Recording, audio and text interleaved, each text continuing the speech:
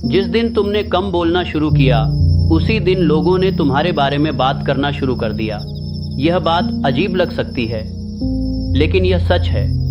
जब तुम हर बात पर राय देते हो, हर ग्रुप में एक्टिव रहते हो, हर कन्वर्सेशन में शामिल होते हो, तो लोग तुम्हें नॉर्मल मानते हैं। एक और आवाज, एक और चेहरा।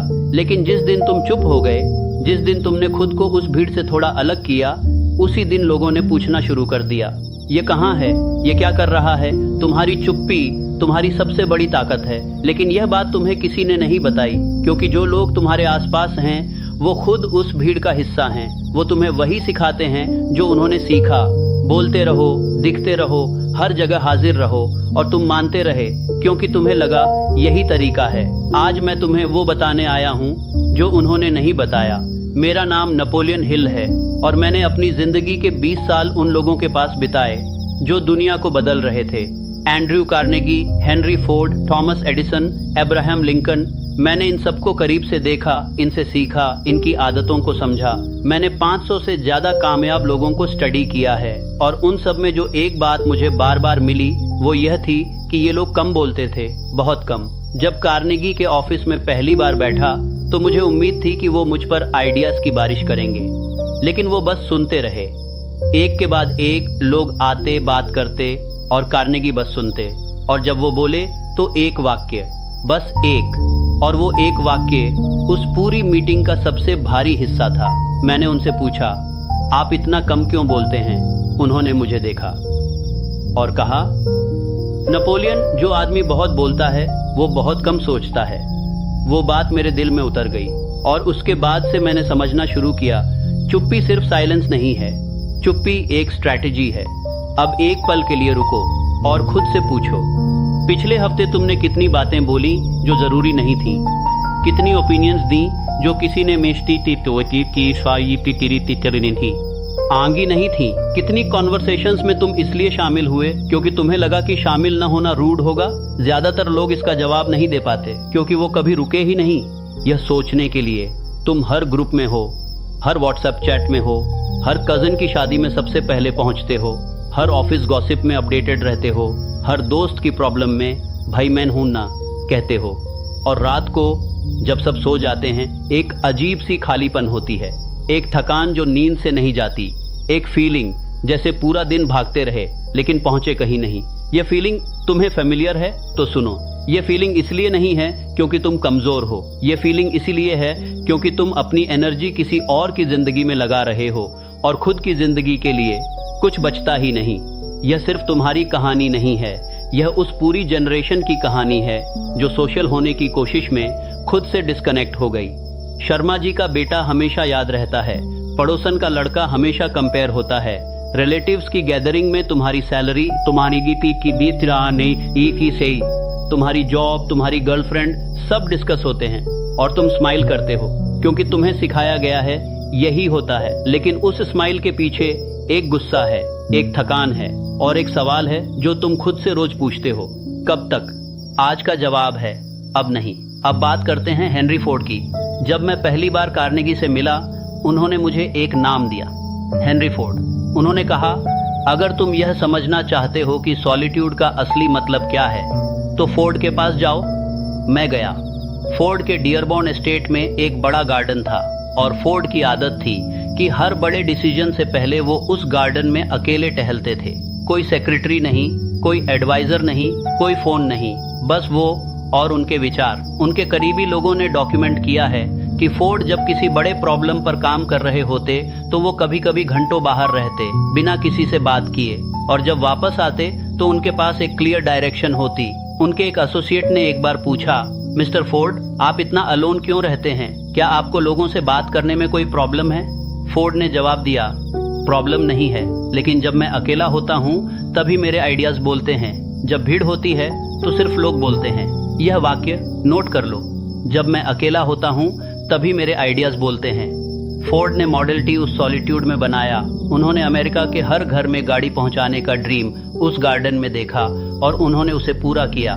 डिस्ट्रैक्शन के बीच में यार कोई बड़ा काम नहीं होता, बड़ा काम हमेशा उस जगह पर होता है कि जहां शोर नहीं पहुंचता। तो अब सवाल यह है, तुम्हारा वो गार्डन कहाँ है? अब मैं तुम्हें 3 चीजें सिखाने वाला हूँ। ये 3 चीजें अलग अलग नहीं हैं। ये एक चेन की 3 कड़ियां हैं और इनमें से एक भी मिस हुई तो बाकी दोनों कमजोर पड़ जाती हैं। पहली कड़ी अकेलापन। और ध्यान रहे, मैं लोनलीनेस की बात नहीं कर रहा। लोनलीनेस वो है जो तुम्हें तब होती है जब तुम किसी के साथ रहना चाहते हो और नहीं हो। सॉलिट्यूड वो है जो तुम चूज करते हो। यह तुम्हारा डिसीजन है, तुम्हारी कमजोरी नहीं। सॉलिट्यूड का मतलब है एक स्पेसिफिक समय जो सिर्फ तुम्हारा है। वो बंदे को तेरा ई कन्वर्सेशन नहीं, कोई नोटिफिकेशन नहीं, कोई सोशल ऑब्लिगेशन नहीं, बस तुम और तुम्हारा काम। रिसर्च में यह देखा गया है कि जब हम लगातार सोशल इंटरेक्शन में रहते हैं तो हमारा ब्रेन उस हिस्से को बंद कर देता है जो डीप थिंकिंग के लिए जिम्मेदार होता है, क्योंकि ब्रेन को लगता है अभी सरवाइव करना है, रिएक्ट करना है। और डीप थिंकिंग एक लग्जरी है जो तब होती है जब खतरा नहीं होता। सॉलिट्यूड ब्रेन को यह सिग्नल देती है अब सेफ हो, अब सोचो। और तब जो आइडियाज आते हैं वो किसी और के नहीं होते, वो तुम्हारे होते हैं। दूसरी कड़ी मौन। मौन सिर्फ बोलना बंद करना नहीं है। मौन एक इंटरनल प्रैक्टिस है। सोचो, एक दिन में तुम कितनी बातें बोलते हो जो तुम्हें बाद में पछतावा देती हैं? कितनी बार तुमने किसी की बात काटी? कितनी बार तुमने बिना सोचे कोई ओपिनियन दी? कार्नेगी कहते थे, हर शब्द जो तुम बोलते हो वो तुम्हारी एनर्जी का एक हिस्सा है और एनर्जी जितनी बाहर जाती है उतनी कम अंदर रहती है। जब तुम कम बोलते हो तो वो एनर्जी तुम्हारे काम में लगती है। यह सिर्फ फिलॉसफी नहीं है, यह प्रैक्टिकल है। जो लोग कम बोलते हैं उनकी बात का वेट ज्यादा होता है। जब वो बोलते हैं लोग सुनते हैं, क्योंकि लोग जानते हैं ये आदमी बिना कारण नहीं बोलता। और जो लोग हर वक्त बोलते रहते हैं उनकी बात की वैल्यू धीरे धीरे कम होती जाती है। लोग उनकी हर बात को सीरियसली नहीं लेते। तो मौन तुम्हें क्रेडिबिलिटी देता है, तुम्हें डेप्थ देता है। तीसरी कड़ी दिशा। यह सबसे जरूरी है, क्योंकि अकेला रहना और चुप रहना तभी काम करता है जब तुम्हें पता हो कि तुम जा कहाँ रहे हो। बिना डायरेक्शन के सॉलिट्यूड डिप्रेशन बन जाती है। बिना डायरेक्शन के साइलेंस आइसोलेशन बन जाती है। डायरेक्शन का मतलब है एक क्लियरली डिफाइंड गोल, एक काम जो तुम हर दिन करते हो चाहे कुछ भी हो, एक कमिटमेंट जो तुमने खुद से की है, किसी और से नहीं। यह डायरेक्शन तुम्हें मिलती है उसी सॉलिट्यूड में जो तुमने चूज की है। इसीलिए ये तीनों कनेक्टेड हैं। अकेले रहो ताकि तुम्हारे आइडियाज आ सकें, कम बोलो ताकि तुम्हारी एनर्जी बचे, और उस एनर्जी को एक डायरेक्शन में लगाओ ताकि तुम आगे बढ़ सको। अब मैं तुमसे एक ऐसी बात कहने वाला हूँ जो शायद तुम्हें पहले अजीब लगे, लेकिन जब तुम इसे समझ जाओगे तो सब कुछ अलग दिखने लगेगा। जिस दिन तुम कम दिखने लगते हो शांति थे, उस दिन तुम्हारा काम ज्यादा दिखने लगता है। सोचो इसे, जब कोई हर जगह है, हर पोस्ट कर रहा है, हर इवेंट में है, तो लोग उसे एक तरह का नॉइज मानने लगते हैं, वो बैकग्राउंड में चला जाता है। लेकिन जब कोई अचानक कम दिखने लगता है, जब वो साइलेंट हो जाता है, जब वो हर पार्टी में नहीं होता, जब उसका फोन हर मैसेज पर तुरंत रिप्लाई नहीं करता, तो लोगों को क्यूरियोसिटी होती है, यह आदमी क्या कर रहा है, इसके साथ क्या हो गया। और जब वो इंसान कुछ महीने बाद एक रिजल्ट के साथ सामने आता है, एक प्रोजेक्ट, एक अचीवमेंट, एक ट्रांसफॉर्मेशन, तो लोग नोटिस करते हैं, क्योंकि उन्होंने उस प्रोसेस को नहीं देखा, वो सिर्फ रिजल्ट देख रहे हैं। यही होता है जब तुम अपनी जर्नी को पब्लिक नहीं बनाते। हर स्ट्रगल को स्टोरी नहीं बनाना होता, हर माइलस्टोन को पोस्ट नहीं करना होता।